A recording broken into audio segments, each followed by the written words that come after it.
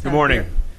On this day, Wednesday, June 13th, 10:30 a.m., meeting of the Committee on Capital Improvements of the Board of Commissioners of the Chicago Park District is being held in the 8th floor boardroom of the Administration Building, located 541 North Fairbanks. Will the Secretary please take a roll call? Yes, Chair Commissioner Koldyke. Here. Vice Chair Commissioner Salgado. Here. Commissioner Shalaby. Commissioner Lavelle. Here. President Trobert. Here. Quorum is present. Let the record reflect that Commissioner Hanlon, Vice President Armstrong, Here. Chief Administrative Officer Tanya Anthony, and General Counsel Maria Garcia are also in attendance. This meeting will please come to order.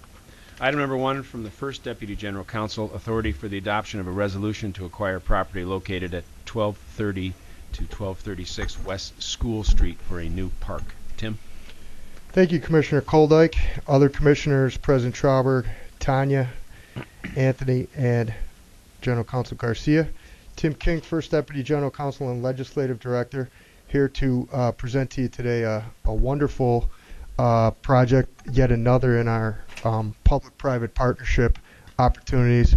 This one in the 44th Ward, and it's an opportunity to acquire and develop a half-acre parcel, 3 parcels, but that will comprise, when complete, a half an acre, and develop a park in the 44th Ward, densely populated Lakeview community in the 44th Ward. If you refer to the overhead in your iPads there, this acquisition involves 3 parcels located at 2030 through 2036 West School Street. The project has been in existence for the better part of about 10 years. In a few minutes, you're going to hear from really the catalyst behind this agreement, which is Alderman Tom Tunney in the 44th Ward, who's really been passionate about this project for a decade. And the acquisition of the 3 parcels together, as stated, combine 0.51 acres. First parcel was acquired by the City of Chicago through using open space impact fee money and menu money from Alderman Tunney. The acquisition of the second parcel is to be funded with a combination of open space impact fees and menu money as well. And this is very interesting. Last week, through the lobbying efforts of Alderman Tunney, State Senate President John Cullerton, in whose ward this is, was able to secure an additional $500,000 at the adjournment of the spring legislative session for the acquiring of this parcel. So that was exciting news, exciting last-minute news to try to cobble together the funding. The Park District contribution for this project will not exceed $500,000. So again, for our purposes and consistent with some of the land deals that we're proud to bring you, here we are again leveraging Park District increment, in this case an amount not to exceed $500,000, to acquire and develop what in the end will turn out to be about a $3 million park and fully functional playground in a park deprived area. So again, it's something we're very proud of. The Cubs charity organization, I don't see Mike Lafrano here today, but the Cubs, when the project is acquired through the leadership of Alderman Tunney and some of the other negotiations he has with the Cubs have agreed to fully fund and develop the playground and some pathways and some of the amenities that we're going to provide there. So that's, again, an exciting public-private partnership. In addition, this is consistent with, and something we're proud of internally, our performance management measures, which you're going to hear more in depth from, our law department is on the docket today to present performance measures. But this is an agreement that was, or an opportunity that was fully vetted and reconsidered by our the newly implemented Real Estate and Land Use Committee internally. So what we did was we went over the details of the project, put together the funding sources, revisited the issue with the aldermen and the Cubs and some of the players, the State Senate President's office, and we decided that, yet again, this is a wonderful opportunity for the Park District and something that we're proud to present to you and consistent with our core missions. One other interesting thing to note here, using the public-private leveraging, if you look at your overhead, the the park that I'm talking about consists of the 3 parcels. The one on the farthest west and the one in the middle we used to leverage against the 3rd parcel on the far east. That parcel is being vacated by a plating company that's been operating in Alderman Tunney's ward for many years, successful manufacturing plant. And through the negotiations of the alderman, he got the owner of the plant to agree that if we acquired the 2 parcels on the furthest west portion, he would in turn donate in kind at no cost the 3rd parcel, which will really tie this thing together and make it a wonderful half-acre park for his community. So with that being said, we're very excited about it, and I'm personally very excited to turn it over to an alderman that I consider a friend, Alderman Tom Tunney in the 44th Ward. Let the record reflect that General Counsel Garcia and Commissioner Shalaby have joined the meeting. Good morning, and thank you, Tim, and thank you for your help on what is some degree a complicated project that has taken more than my entire 9 years of being on the council. It was committed to by my predecessor, Alderman Hanson, about this deprived area and the area bounded by Ashland on the west, Racine on the east, Belmont on the south, and Addison on the north. So it's basically a 4 square block area that does have the advantage of Shield Park, which is a field house with no green space. So I know that we did a small play lot there with your help a couple of years ago on a renovation, but this area is one of the more successful areas in the city, and a lot of new single-family homes have been built there, and a lot of very young children, I would say definitely K through 8. And I think what we're trying to design here is a park similar to, if you're familiar with our Ward Weissman Park, which I know we worked with Illinois Masonic a couple of years ago, which is phenomenally successful. It's about the same size.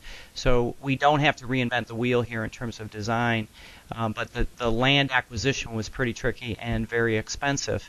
The component of menu monies and impact fees on the city side is 1.2 to date, and this has been my top priority in terms of acquiring green space for this area that's been deprived for many, many years. There's been I'd say up until the last couple of years, overdevelopment in this area without green space, and so I think it's a real asset to the community and to the city, and of course the young families to stay in our neighborhood. The combination of work with it was interesting. This area that you see was potentially turning into single-family homes, and the factory across the street did not want to have single-family homes looking at their front entrance to the factory. They've been a good neighbor, but you have new homeowners paying $1 million homes in that area, and his effort and his desire is to to protect his interests, and I think that's one of his motivations, to make sure that if this is a park and he's all in support of it, that he would donate that 3rd piece.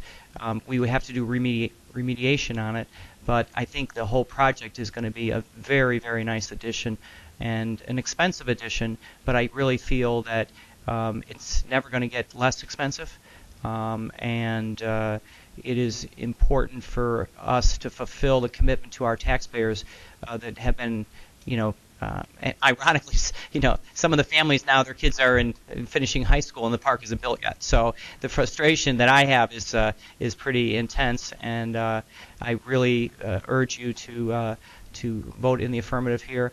This is it's good for the city, and it's certainly good for my ward. And I think the area doesn't have enough open space to complement Shield Park, which would be impossible to try to add property around that particular park. So in a densely expensive area, I think this is the right time, and I've been trying to do this for, again, 9 years, but it predates me, And most of you who know me know that I'm not that patient when it comes to providing the amenities for our very successful community. I have a couple questions, if I may.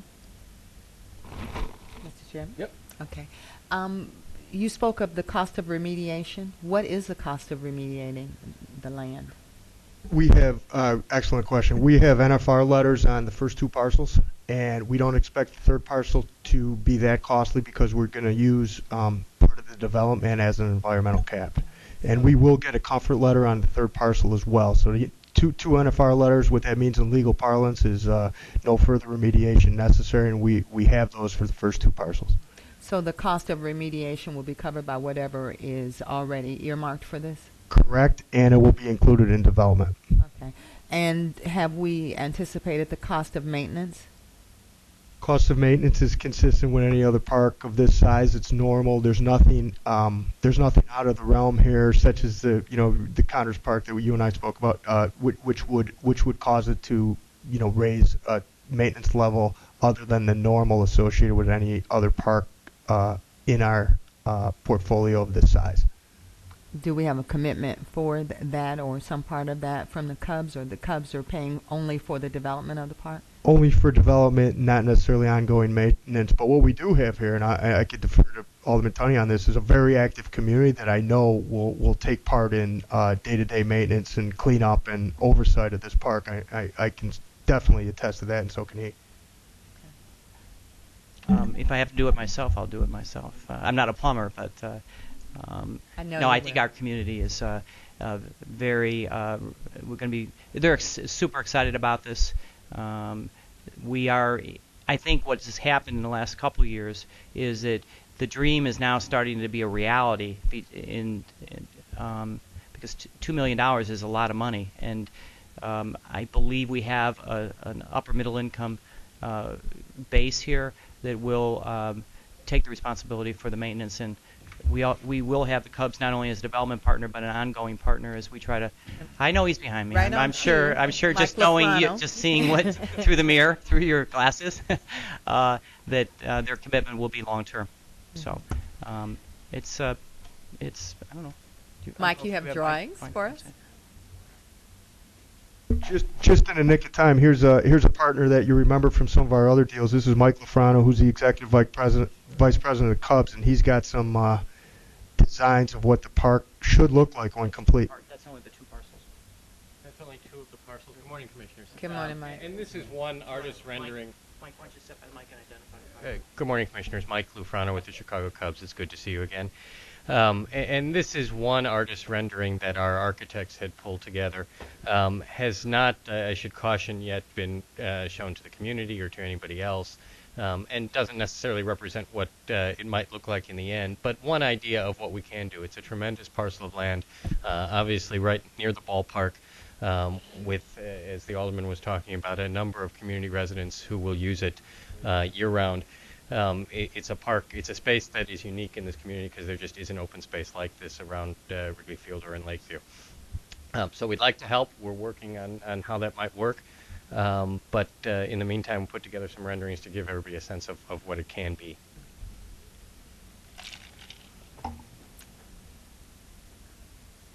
Thanks. Just a quick comment. Alderman Tunney, yours is a career many of us have admired for its persistence, independence, and intelligence. And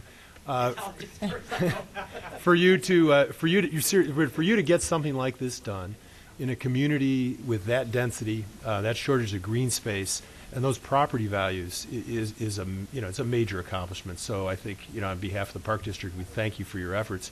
I just think this is real legacy stuff when you can get something like this done. So thanks for your efforts. Thank you. Any other comments? No. Have a motion, please? So moved. Second. Will the Secretary take a roll call for the adoption of the matter? Chair Commissioner Koldyke? Aye. Vice Chair Commissioner Salgado? Aye. Commissioner Shalaby? Aye. Commissioner Lavelle? Aye. President Roberts? Aye. Motion carried and the matter is adopted. Item number 2 from the Director of Natural... Thank you, Alderman. Thank you. Item number 2 from the Director of Natural Resources, authorization to enter into a contract for Osaka Garden Landscape Maintenance Services. Adam? Good morning. It is recommended that the General Superintendent and CEO or his designee enter into a contract with Klaus Brothers for the purpose of providing landscape maintenance services at the Osaka Garden in Jackson Park. This contract is for a 2-year period at a value of $150,000 with 3 one-year extension options. And just specifically, Osaka Garden, it's a hidden gem. I'll talk about it more, but I just want you to see that as I'm talking about it. The Osaka Garden is a traditional Japanese hillside stroll garden consisting of landscape components carefully designed to symbolically represent specific natural landscapes. Beautiful. Located in Jackson Park near the northern end of Wooded Island, south of the Museum of Science and Industry, it's a hidden gem. The garden requires extremely specialized pruning and other maintenance to ensure that the plant material and garden elements continue to correctly conform to the stylistic conventions of this type of Japanese garden.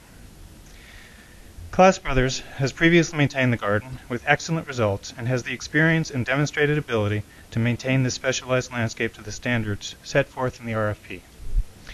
So you can see that it's very close to the Museum of Science and Industry, close to Lakeshore Drive, in a pivotal location within the Park District, but it is hidden sort of on Wooded Island over the Clarence Darrow Bridge. And it's not always seen by people. It has a long history, though. It was there starting in 1893 at the World's Fair.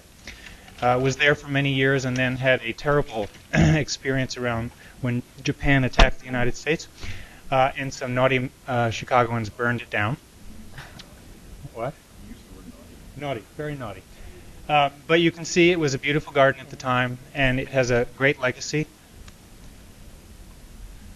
Today, we have a number of smaller buildings that replace the larger and more stylistically significant buildings, but still have a sort of same general kind of Japanese feeling to the design.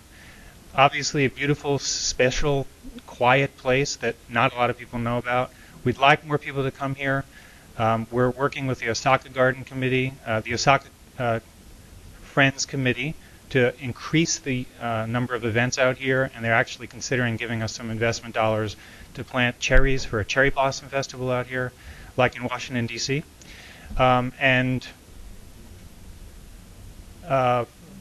You know, it's just a very pretty place. Who of you has been there? I didn't know this existed. Well, this presentation is for you. Because at the last presentation, North and South Lakeshore Drive came up, and I thought it would be useful for you guys to see specific images of this location. Could I ask a question whether this space is actually ever rented out for Occasionally it is. things like that? Karen, I mean, you would know better how often. I know of one wedding there. There are weddings there, but they're not particularly frequent. It's one of the places where I think we should try to get a higher profile kind of activities going on there. I think as we get the Osaka community and the Japanese community more engaged, we hope that there'll be more of that kind of thing going on. And it's just a very beautiful, peaceful place. It's just steps away from the Museum of Science and Industry. And How big is it? I can't really tell how what's big the it is. square footage, Karen? It's about 2 acres, 3 acres? 2.5 acres.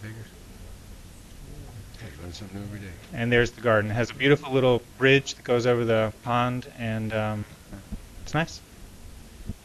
Yeah, it's lovely. Yeah. Any other questions? Adam, so, you know, with the many priorities the Chicago Park District has, you know, this is a gem. I've been there. It makes sense to me that we're spending money there. It doesn't make sense, though, that people don't know about it. And so if as a part of this, you can go back and really think about, you know, about outreach. You know, Corey McFerrin, I saw him do a piece on about the Park District. Get someone out here and try to, I think if we're going to make this investment, we need to have the people of Chicago know about this and use it.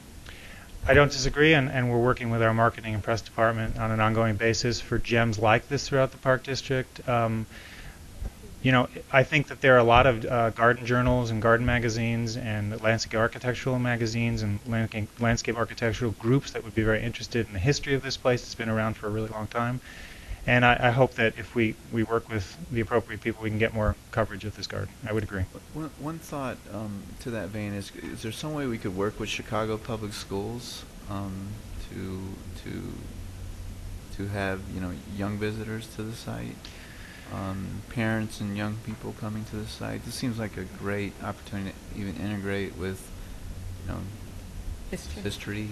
Well, actually, on that note, I'm actually in conversation with the Museum of Science and Industry right now about causing there to be an interaction with the inside of the museum and the Columbia Basin in this area on the south side of the museum, such that there'd be more activities and more people would feel comfortable and be obviously there, including the idea of having rowboats in the Columbian Basin that would get easy access to this garden. We'll see how that goes. It's just an idea. But that's the kind of thing that they have a very large community of kids that come, and the public schools and the park district, so it might be a nice tie-in with them and their programming. You know, the Chicago Park District, the Chicago Public Schools has a number of language academies where the kids study Japanese. So this would be a real point of interest to at least 4 or 5 schools where the That's a kids cool are idea. actively studying Japanese. Okay, great. Look into that. Thank you. Any other comments? Have a motion, please. So moved. Second. If no objection, we'll apply the last favorable roll call vote from the prior matter to this matter. Thank you. Motion carried and the matter is adopted. Item number 3 from the Director of Planning, Construction, and Facilities, authorization to issue final payment for work completed in connection with Ping Tom Park shoreline redevelopment. Rob?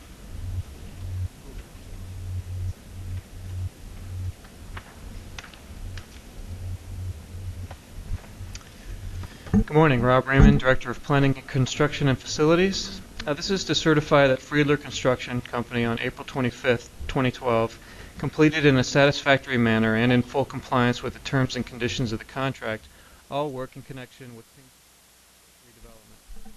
The inspector approving final payment is Stefan Schonauer.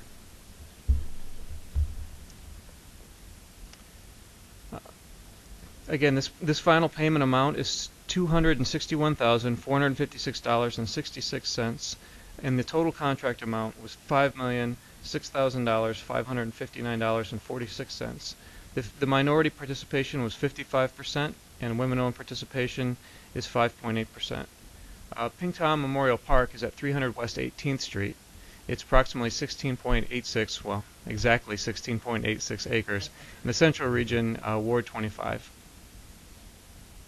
This project is a second phase of the shoreline reconstruction. On the south part of the slide, and you can see in this aerial, is the previous park development for Ping Tom. This project was north of 18th Street along the river. This is what the site looked prior to development. There's a lot of weed trees, unused parcel, inaccessible, and you can see overgrown all the way along the river's edge. This is the park after construction. So it was site clearing, shoreline stabilization, including some sheet pile work, grading and planting, pathways, lighting, fencing, landscaping, bridges and boardwalks, and also stone outcroppings. And these stones are a very interesting part of the project, actually.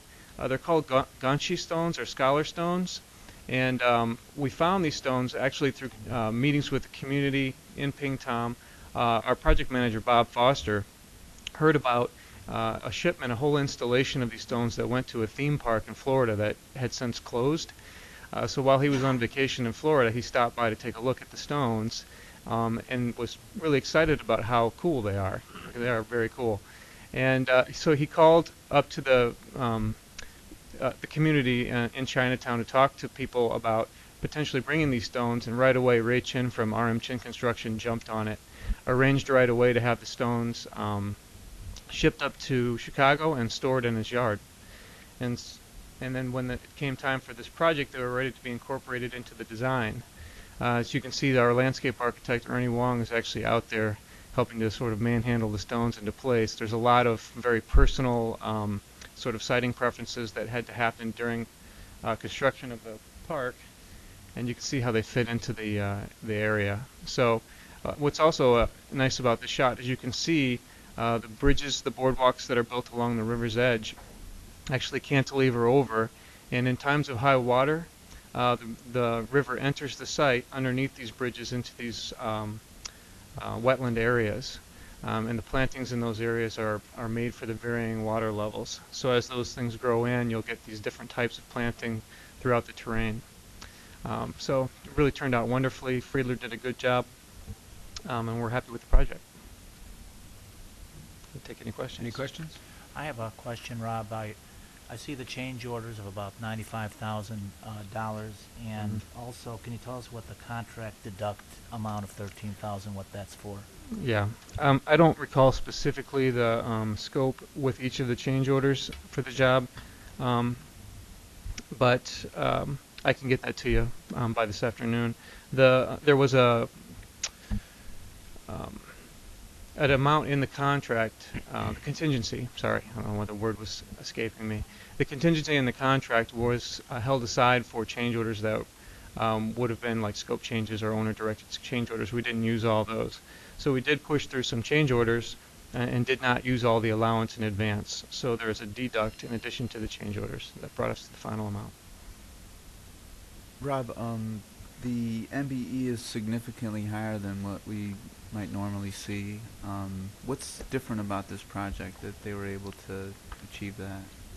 You know, let me get that information, the list of contractors who were on board, and then I'll have that for you for this afternoon, or I'll distribute to the commissioners if that's okay. Okay, great. Chairman, can I have a comment for a moment? There's a lot of development going on at this park in particular. There's going to be a field house at the north end of the ball fields, and then this boathouse that we I think talked about during the last 2 months is going to be present also. So I don't know if we've actually had a thought maybe next year of having kind of a grand opening of really all the stuff. There's the lakefront or the riverfront parcel. It'll be a field house and boathouse. So I know Mike's not here today, but we should talk about that maybe next year or next summer to have an event. Absolutely. I mean, last fall, the mayor was standing out there with the head of the USCPA and several others talking about river quality and access. I think it'd be a great site for everyone to come back out and celebrate so many of the projects that have happened in this area. But these things should be wrapped up sometime by mid to late next year, I think. Yeah. We hope to have a building up, not completed, but a building up for the boathouse by fall, and then landscaping around that done for spring of next year. And then, of course, the Pinktown Field House should be entering construction next year. Yeah. It's the other side of the tracks, so maybe we could have more than one ribbon cutting out there. It'd be really nice. This project, along with the other projects at Pinktown Park, were all TIF funded. So it's very, very good for the Park District. And actually, Rafi from purchasing just brought up the M&WBE breakdown. What really brought this one up a lot was participation from Fine Line, which is a Hispanic-owned company. And so that there was a lot of participation from that side in grading, trucking, and landscape work. Any other questions? Do you have a motion, please? So moved.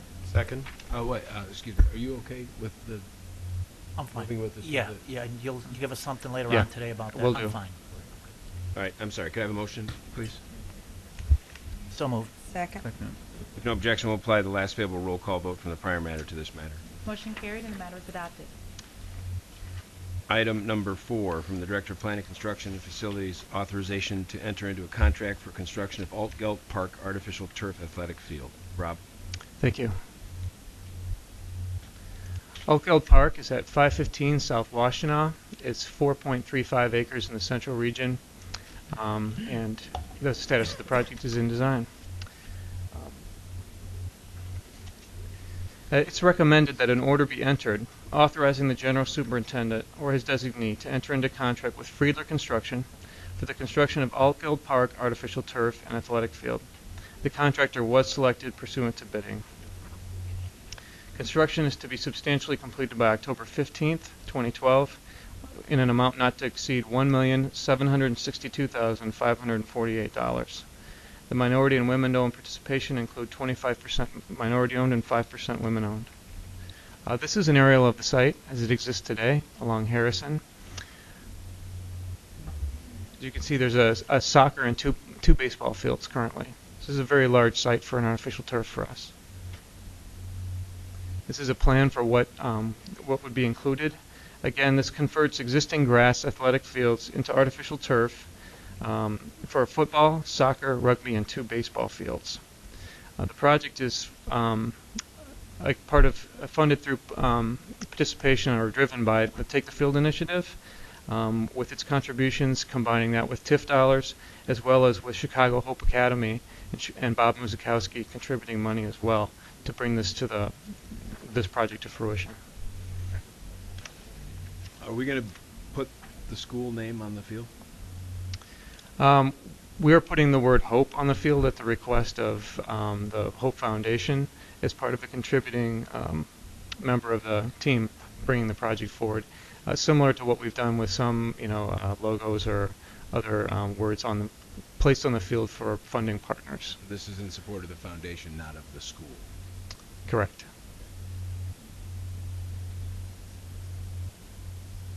Say it again. I'd just like to point out I need to recuse myself from this because I'm president of a foundation that's making a major contribution to this project. Gotcha. So noted for the record. Any other discussion?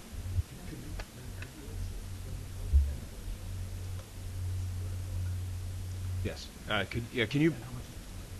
Great. Can you break down the funding? Yeah. Okay. Sorry, I probably should have been more specific with dollar amounts. The funding is comprised of $750,000 in TIF, $250,000 from Take the Field Foundation, $200,000 from an NFL LISC grant, and then $563,000, which completes the remainder from Chicago Hope Academy. So they're a major contributor to the project. That's zero from Park Right, District. other than some lighting improvements that the Park District would perform as part of these jobs. And in this case, there's lighting out there. There will be some modifications, but not a lot of work. That's done by our in-house staff, right? Correct.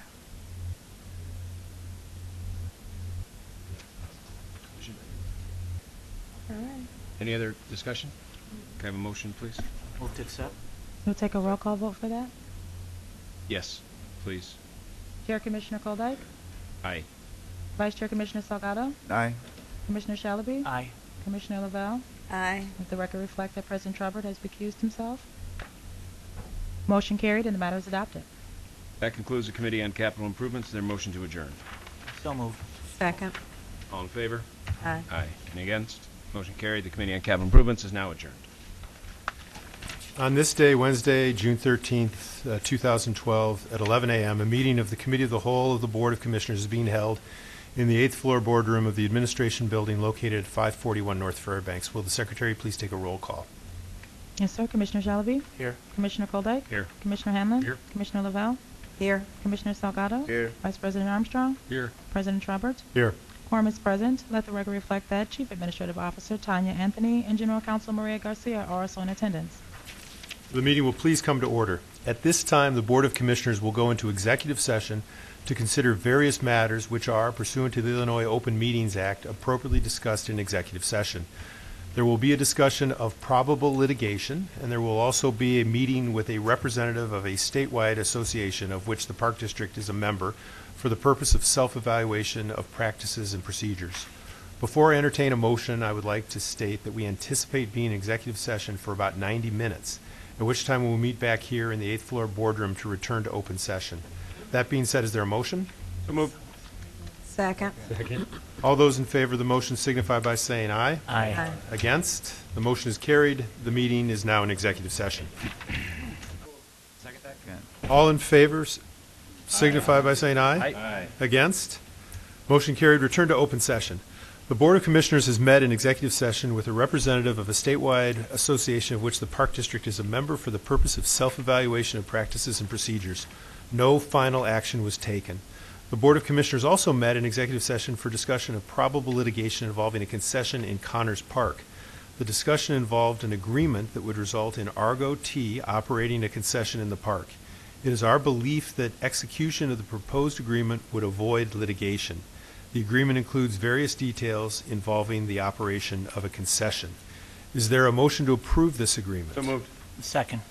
Will the Secretary take a roll call for the adoption of the matter? Commissioner Shalaby. Aye. Commissioner Koldyke. Aye. Commissioner Hanlon. Aye. Commissioner Lavelle. Commissioner Salgado. Aye. Vice President Armstrong. President Trubert. Aye. Lupe, do we have a You have, quorum? yeah, you have quorum. Okay. The motion is carried and the matter is adopted. That concludes the meeting of the Committee of the Whole. Is there a motion to adjourn?